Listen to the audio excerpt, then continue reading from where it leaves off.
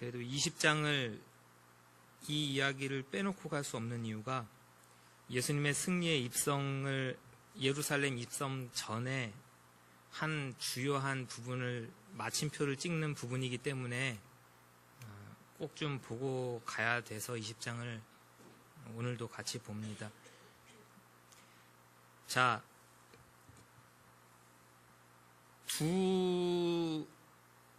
29절에 따르더라도 있고 34절에 예수를 따르니라고 되어 있습니다.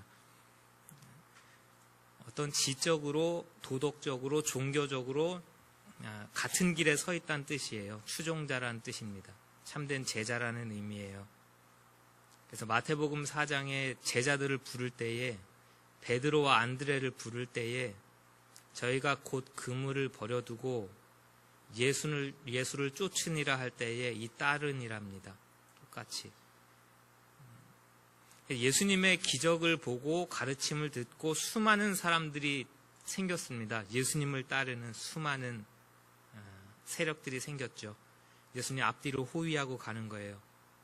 아무래도 지위가 높고 예수님의 제자된 사람들은 가까이 서 있었겠죠. 근데 길가에 예수님이 예루살렘을 향하여 가는 그 길목에 맹인 두 사람이 앉아서 예수님을 부르기 시작합니다. 주여 우리를 불쌍히 여기소서. 다윗의 자손이여. 그럼 예수님의 뒤를 따라가는 제자들이라면 그 사람들을 보고 어떻게 반응해야 했을까요?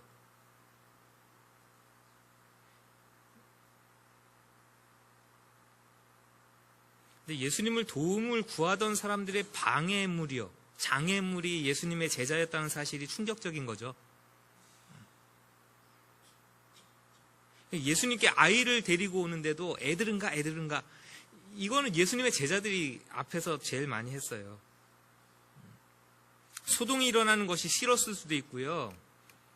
예수님께 이런 사람이 가까이 온다는 것을 받아들이지 못했을 수도 있고요.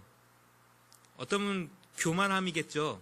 지금 예수님 왕이 되시려고 예루살렘에 가고 우리는 이제 그 예수님의 왕국에서 한 자리씩 차지할 자들이고 에헴 길 비켜라.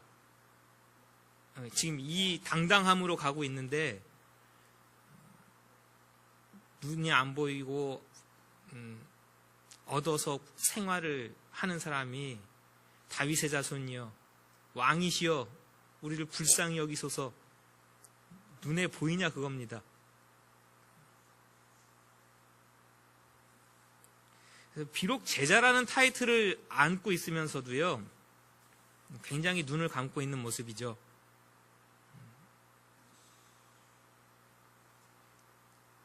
그 한 면을 보여주시고요. 우리가 굉장히 설교하기 좋고 여러분도 듣기 좋은 얘기가 그 다음에 나오는 겁니다. 아마도 사람이 많이 다니는 곳에 앉아 있었겠죠. 보는 감각을 잃었어요. 그래서 이 사람은 듣는 감각이 굉장히 발달해 있겠죠. 그래서 예수님이 오신다는 소리를 듣습니다. 그리고 입을 열어서 외치죠. 다윗의 자손이여 우리를 구원하소서.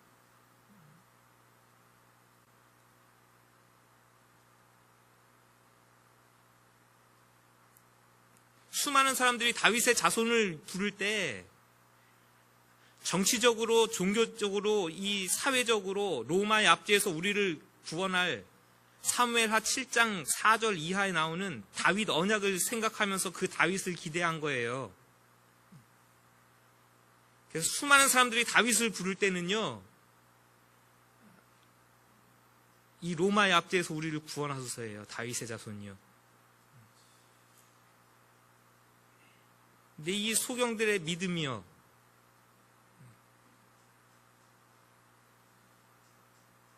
내 이 눈먼 것에서, 못 보는 것에서 나를 자유하게 하시고 치유하시는 목자로 오신 왕을 기대합니다. 다윗의 자손이여 우리를 불쌍히 여기소서. 수많은 사람들이 막아요. 저리 가라. 그런데 굴하지 않습니다. 무리가 꾸짖어 잠잠하라 하는데 더욱 소리질러 주여 우리를 불쌍히 여기소서. 다윗의 자손이여.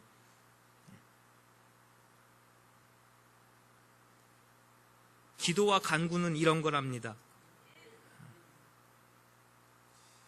포기하지 마시고 간구하시기 바랍니다. 다윗의 자손이여 불쌍히 여기소서. 누가 비난해도요. 그 기도 누가 들어주시냐, 그런 기도를. 그건 사람들의 말이고요. 그런 사소한 것까지 들으시겠느냐, 그거는 사람들의 말이고요. 그 사람들은 여러분들이 당한 고통에 대해서 몰라요. 그 답답함은 하나님이 하시는 거예요. 그렇죠? 나는 내 믿음으로 그렇게 예수님께 간청하면 되는 겁니다.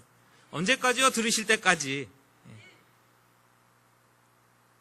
그리고 참 우리 모두에게 은혜인데요.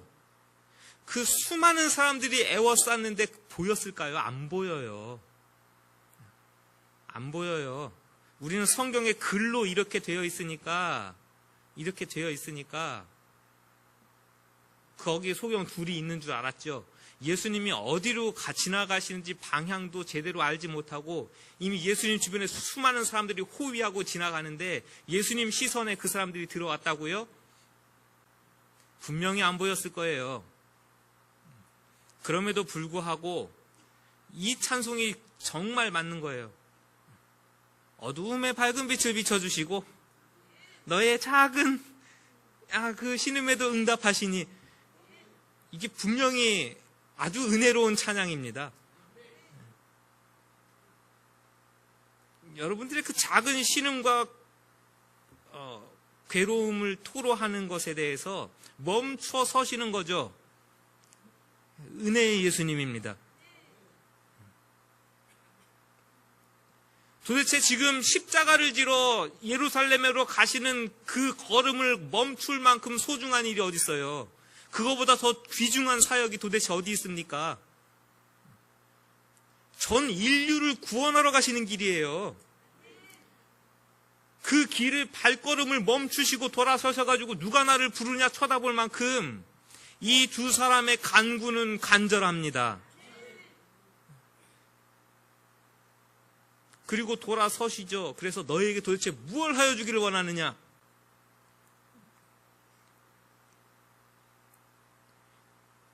그리고 그들의 입술의 고백을 듣기를 원하시죠. 몰랐을까요? 정현수 집사님, 이 땅에서 한 가지 소원이 있으시면 뭐예요? 뭘 원할까요, 정현수 집사님? 한 100억 있으면 좋겠어요? 그쵸? 보는 거 원하실 거예요. 이 색을 보길 원하실 거고, 우리 교회는 어떻게 생겼는지를 보길 원하실 거고, 저 앞에서 마이크에서 떠드는 김 목사님 도대체 어떻게 생겼길래, 우리 자녀들은 지금 어떤 모습일까? 이게 안 궁금하겠어요? 그 예수님이 이 두 사람에게 뭘 원하는지 몰라서 부르셨을까요? 여러분들의 가장 간절한 기도의 제목들, 소원들, 여러분의 입술의 고백으로 하나님께 드려보시기 바랍니다. 내가 보기를 원합니다. 눈을 뜨기를 원합니다. 그 예수님은 불쌍히 여기십니다. 저와 여러분들을 불쌍히 여기시는 왕으로 오신 겁니다. 그래서 그들의 눈을 만져주십니다. 손대주시죠. 제자는 누구냐? 교회는 누구냐? 이렇게 예수님의 긍휼을 받은 자들입니다. 그리고 예수님의 손대주심을 체험한 자들입니다. 그래서 연약한 것이 새로워지고 죽음에서 건진받고 못 보던 것을 보게 되고 전혀 체험하지 못하던 것을 체험하고, 그래서 그 새로움을 주시는 예수님의 뒤를 온전히 따라가는 자들이 예수님의 제자입니다. 그들이 예수를 따르더라. 그래서 예루살렘에 입성하시는 장면에서 이렇게 온전한 제자의 모습을 보여주신단 말입니다. 연약한 자들에 대해서는 여전히 눈 감고 있으면서 저리 비켜라, 잠잠하라 하는 자들도 있고요. 그 못 보던 것에서 눈을 뜨고 예수님을 따르는 제자도 있습니다. 그래서 참 아멘하기 좋으시죠? 저도 설교하기 편합니다. 여러분 간구하시면 들어주십니다. 할렐루야! 마음의 소원을 아뢰보시기 바랍니다. 무슨 소원이든지 들어주십니다. 할렐루야! 왜 자신 없으세요? 저는 굉장한 믿음으로 선포하고 있는데, 맹인의 눈을 뜨게 하신 그 능력이 예수님께 있으시다면 여러분들에게 무엇을 못 해주시겠습니까? 어떤 기도에 응답이 없겠습니까?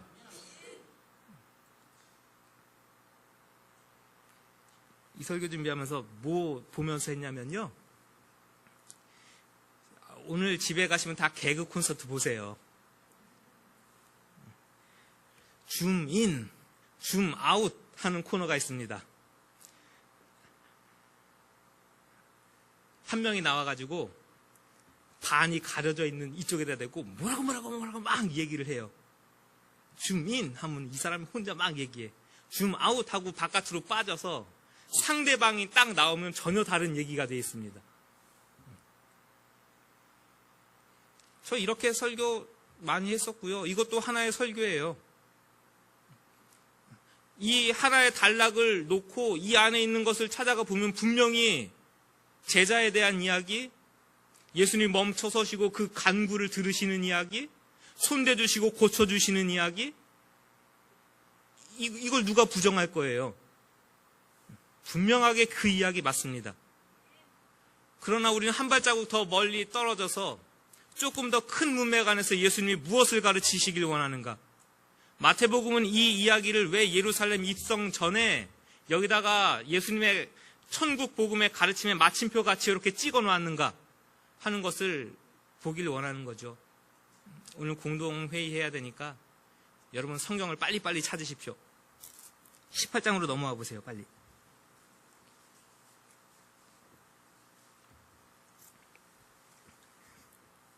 무슨 이야기에서부터 촉발되느냐? 1절 읽습니다. 시작. 그때 제자들이 예수께 나와 이르되, 됐습니다. 우리 이거 했죠? 천국에선 도대체 누가 큽니까? 이 어린아이와 같이 자기를 낮추는 자가 크다.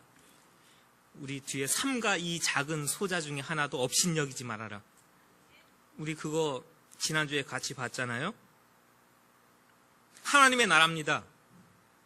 새로 임하는 하나님의 나라의 임금으로 예수님이 오셔서 이 땅에서는 권세 있는 자가 크고 돈 많은 자가 크고 학벌 좋은 자가 큰데요. 누가 큽니까? 천국에서는. 그 천국에 대한 이미지들을 가르치시는데요. 실제를 가르치는 겁니다. 이미지가 아니고 실제죠. 천국의 실제. 그 뒤에 계속해서 나오는 가르침들이 일목요연하게 하나를 가르치는데요. 그 다음에 15절부터 나오는 이야기가 뭔가요? 잃은 양의 비유는 우리가 봤으니까. 15절부터 형제가 죄를 범하거든 어떡하라고요? 너와 그 사람만 상대해라. 그러니까 앞에 보십시오. 우린 이걸 가지고 교회에서 치리에 대한 본문으로 활용합니다. 그렇죠? 교회에서 누가 잘못하거든 한 사람씩 가서 이야기하고 안 들으면 두세 사람 같이 가고 교회에다가 그 다음에 얘기해서 그래도 말 안 들으면 형제로 여기지 말아라. 그런 치리의 문제로 이야기합니다. 그러나 전체적인 계속된 이야기는요, 하나님의 나라예요. 은혜의 방법입니다. 상처 주는 방식이 아니죠. 너 잘못했는데 왜 그거 못했어? 잘못해? 사람들 앞에 다 세워놓고요, 지적하고요, 면박 주고요, 마음에 상처 주고요. 그런 방법입니까? 잘못한 게 명백하게 드러나고 내 눈에 보여도요, 그 사람이 상처받을까 뒤에 가가지고 1대1로 만납니다. 형제요, 그렇게 하면 되겠느냐? 그렇게 하지 말자. 그래서 돌이키면 생명을 얻는 거죠. 은혜의 방법입니다. 혹여 여전히 깨닫지 못할지라도 교회의 지도자들 같이 가서 권고하고, 은혜의 방법이죠. 21절부터 뭐가 나와요? 용서받지 못한, 용서할 줄 모르는 종의 비유지요. 천국인 이와 같은 이에요. 만달란트 빚진 자가 있습니다. 이거는 계산 불가예요. 만달란트라는 것은 계산 불가. 그런데 이런 것을 용서해주는 주인이 있어요. 탕감해주는 주인이 있어요. 하나님의 은혜의 통치입니다. 저와 여러분들에게 도무지 갚을 길이 없는 채무가 있는데요. 이 죄의 채무가 있는데요. 그것을 아무것도 아닌 것처럼 제해주시는 왕이 계시다고요. 근데 그 사함을, 탕감을 받은 사람이 동료에게 가가지고요. 100데나리온 빚진 거는 3발의 피입니다예요. 당신이 용서받고 탕감받은 거에 비하면 정말 3발의 피 같은 건데도요. 이걸 용서하지 못하는 거예요. 그래서 옥에 가두죠. 너무나 실질적인 돈 문제를 꺼내 드시면서까지 하나님의 은혜의 통치를 받은 자가 우리이고, 이게 얼마나 큰 빚을 탕감받은 것이고, 이것이 어떤 방식으로 우리에게 흘러나가야 되는지를 가르치시는 것이죠. 얼마나 쪼잔합니까 이거. 그 은혜를 받았다고 하면서, 탕감받았다 하면서 내 주변에 대해서는 조그만 거 하나 못 찾아줘서 지적하고 옥에 가두는 모습이에요.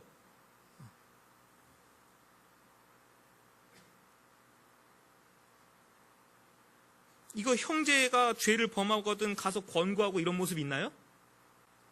가가지고 고소해버리는데? 그 뒤에 19장 초반에 이혼에 대한 문제요? 단순히 이혼에 대한 문제인가요? 이런 하나님 나라의 흐름 안에서 보면 약자에 대한 보호예요. 그 당시에 여성은 약자입니다.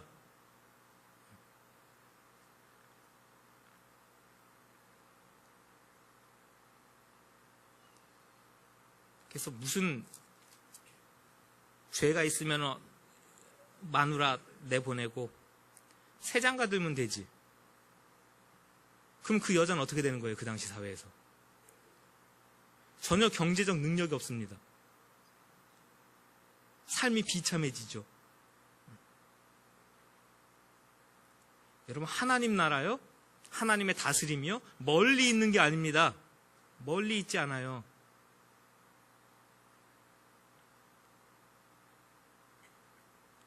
돈 많아가지고요.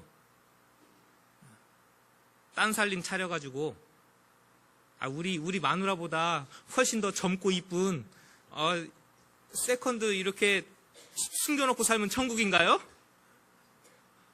그런 거 꿈꾸십니까?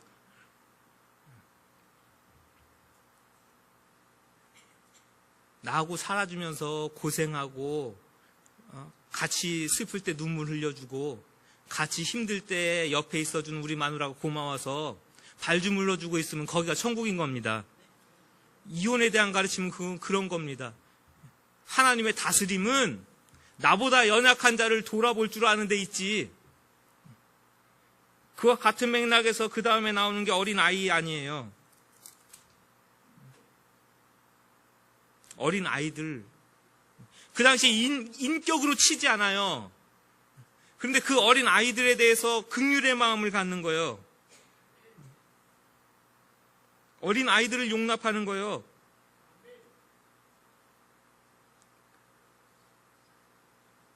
이게 얼마나 긍휼의 모습인지 저희 꼬맹이를 키우면서 배우는 거예요. 아빠는 잘 모릅니다, 솔직히. 엄마보다 제가 볼 때는 할머니가 더 심해요. 이 아기가 불쌍한 거예요, 그냥. 이 말도 못하는 것이, 그쵸? 이게 말도 못하고 표현도 못하는 것이 얼마나 배가 고플고. 이 엄마하고 맨날 투닥투닥 하는 게 때 되면 먹이세요. 때 되면 재우세요. 이 애미는요, 조금 더 냉혹해요. 근데 그 은혜의 긍휼의 마음을 가진 건 할머니야. 이놈이 또 오줌 쌌을까 기저귀를 풀렀다가 놨다가, 이놈이 잠이 안 오는 머리가 뜨끈하다. 배가 이렇게 띵띵한데도 불구하고 애가 배가 홀쭉하대요. 애가 배가 홀쭉하니까 먹여야 된다고.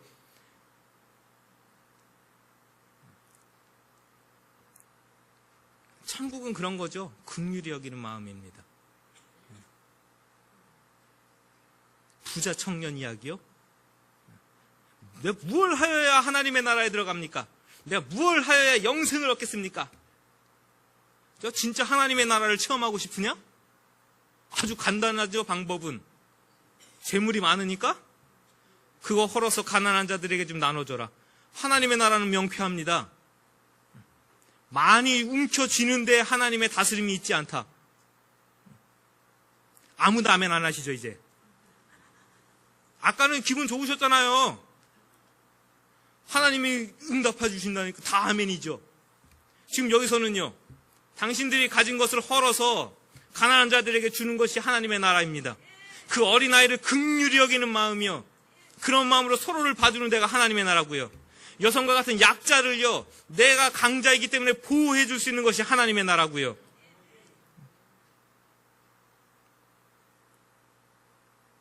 포도원 품꾼 비유요?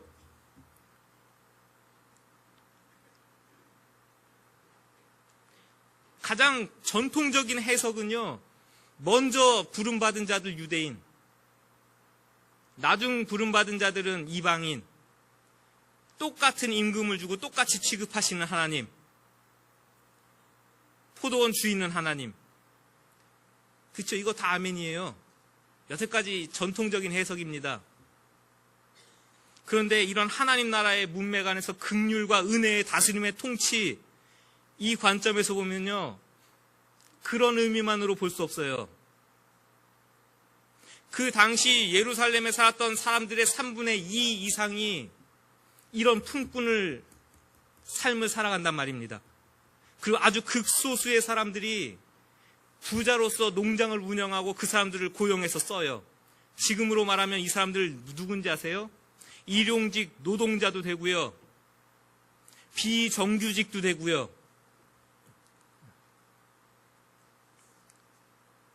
하루 벌어서 임금 받아가지고요, 내 마누라 집에 있는 토끼 같은 새끼들 밥 먹여야 되는데요, 써주는 사람이 없어요. 이 은혜의 포도원 주인은요, 나가가지고 그렇게 놀고 있는 사람이 너무나 안타까운 겁니다. 저 사람들 저렇게 놀고 있으면 누가 밥 먹이지? 그래서 나가가지고, 야, 일로 와봐. 왜 저기 서 있을까요? 무능력해서. 이미 똑똑하고 능력 있는 사람들은 아침에 제일 먼저 불러갔죠. 기술자들, 일 잘하는 사람들. 왜 남아있을까요? 무능력해서. 이 세대가 그렇잖아요. 무능력하면 밑으로 밀려서 알바 뛰어야 되고요, 비정규직 해야 되고요.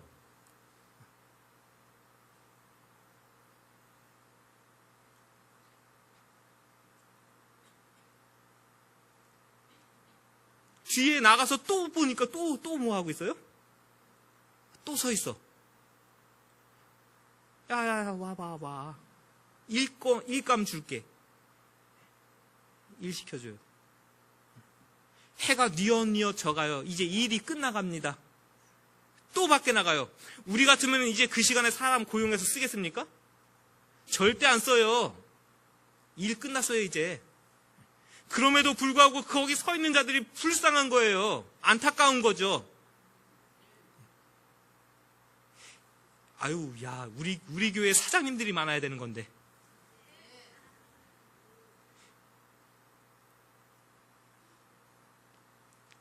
그래서 여러분들의 회사에서 일하고 있는 비정규직 노동자들이 저런 삶이라고요. 1시간 시급 4,000원, 5,000원 받는 그 사람들의 삶이 지금 저렇다고요. 그것을 돌아볼 줄 모르는 이 악독한 포도원 주인같이 되지 말라고요. 하나님의 은혜의 통치를 이 땅에 실현할 수 있는 사장님들 되십시오. 사장님들이 아멘 해야 되는데 지금 여기 사장님이 없어서 안타깝죠. 이런 사장님들이 일어나야 되는데, 이런 정치인들이 일어나고, 이런 대통령이 일어나고, 세상에 없는 주인입니다. 그 세상에 없는 다스림의 나라죠. 이 세상과는 전혀 다른 통치입니다. 자, 그 다음부터 아이러니예요, 이제. 이게 앞뒤가 안 맞는 얘기예요. 예수님이 아주 일목요연하게 그렇게 하나님의 다스림과 나라를 가르치셨는데, 그럼에도 불구하고 여전히 따지고 싸우고 있는 것이 20장 16절입니다. 20장 몇 절이에요? 엄마가 와가지고 20절. 무엇을 구합니다. 같이 20절 읽습니다. 시작. 그때 세베대의 아들의 어머니가 무엇을 구했습니다. 뭘 구했을까요? 그리고 예수님께서 지금 똑같이 묻죠. 두 맹인에게 물었던 거하고 똑같습니다. 문구가 아주 그냥 여기 이거 카피 여기다 딱 붙여놓은 것처럼 똑같아요. 21절에 예수님이 뭐라고 물으세요? 무엇을 원하느냐? 하나님의 다스림과 나라, 하나님께서 기뻐하시고 예수님이 원하시는 그 하나님의 다스림과 통치, 그것을 쫙 설명해 놓고요. 도대체 예수님의 뒤를 따라 여태까지 3년 동안 열심히 배운 제자들이 와가지고 뭘 구해요? 몇 년 신앙생활 하십니까, 우리? 40년이요? 김 목사도 무엇을 하여 주길 원하느냐? 저 아직 집이 없는데요?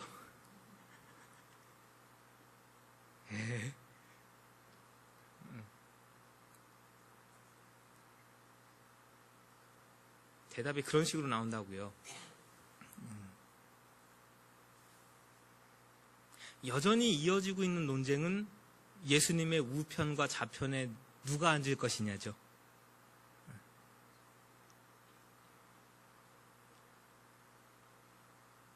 심지어는 그 바로 위에는 예수님의 죽음을 얘기해요. 이런 하나님의 나라의 완성, 마침점은 예수님의 죽음 위의 십자가의 길이에요.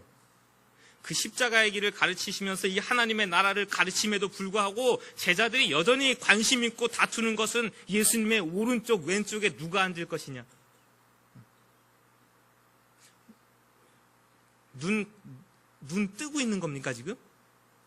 눈 좀 뜨고 예수님을 바라보고 있고, 눈 좀 뜨고 하나님의 다스림을 바라보고 있는 건가요?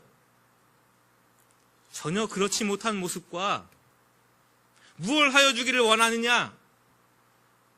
단순히 육체적인 눈을 뜨는 걸 얘기할까요? 내가 눈 뜨기를 원하나이다. 그리고 참된 제자의 길을 따라가는 이 사람들의 모습을 통해서 마태복음에서 우리에게 가르쳐주는 교훈은 교회여 성도여. 좀 세상의 가치에는 눈 감을 줄도 알고 예수님께서 보여주셨던 이 하나님의 가치, 하나님의 마음, 하나님의 성품, 그 하나님의 통치와 다스림에 눈을 뜨는 자 되기를 간절히 원한다. 교회여 성도여, 우리는 이 길 가는 사람들입니다 라는 것을 마침표같이 땅 해놓고 예루살렘으로 들어가신다고요. 오늘 이렇게 약간 18장부터 20장까지 이게 마태의 교회론의 굉장히 중요한 부분입니다. 따라하십시오. 내가 은혜 받는 것은 너무나 쉽다. 여기 다 은혜 받은 자들이니까 이렇게 앉아 있어요. 아멘이시죠? 따라해 보실까요? 내가 받은 은혜를 흘려보내는 것은 부단한 연습이 필요하다. 부단히 연습하시기 바랍니다. 뭐에서 실패하는 거예요? 율법 알고요, 말씀 알고요, 계명 지키고 살고요, 나 은혜 받은 건 분명히 맞아요. 그런데 그것을 내 주변으로 흘려보내는 물질을 나눠주는 거, 연약한 자들을 불쌍히 여기고 긍휼히 여기는 마음으로 서로를 대해주고 상대방의 마음이 상처받을까 봐 배려를 해주고, 이건 훈련입니다. 교회 안에서 그 훈련하시기 바라고요. 여러분 가정 안에서 그 훈련하시기 바랍니다.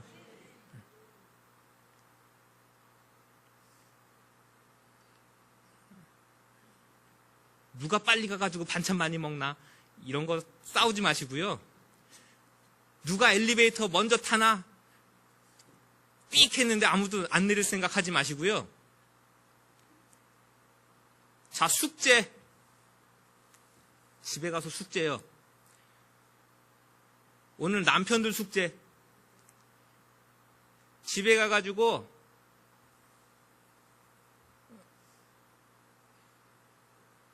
우리 아내분들 발 좀 물러주기. 남편도 없으면 지금 오셨어? 가지고 오늘 목사가 그렇게 설교하더라고. 꼭 얘기하고 꼭 하세요. 애기 엄마 내가 이따가 발 좀 물러줄게.